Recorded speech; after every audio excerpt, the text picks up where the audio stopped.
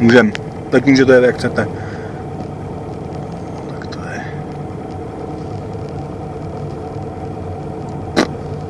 Teda musím říct. Krásný. Opravdu krásný.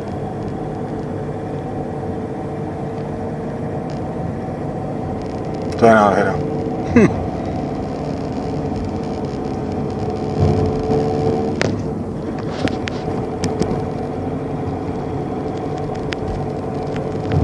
Takže pichláč, občas je tam nějaká troušená bříza, Je to úplně jedno. Tohle z toho jakoby pro elektrárny je jim jedno, jestli to je tvrdý, měkký.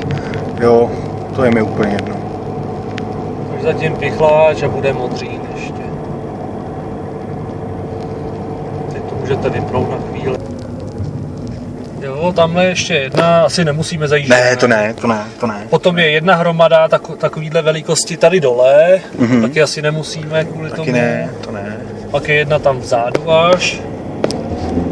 No a tady je ten modří už. Jo.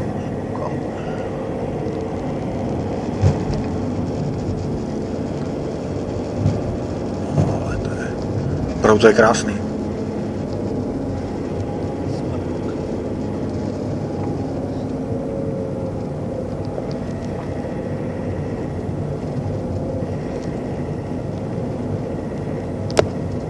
Tohle by měla být ještě tamhle jedna. Ale to jsou opravdu...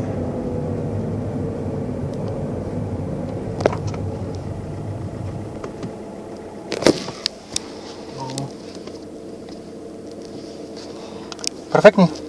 Jo, já si udělám takhle před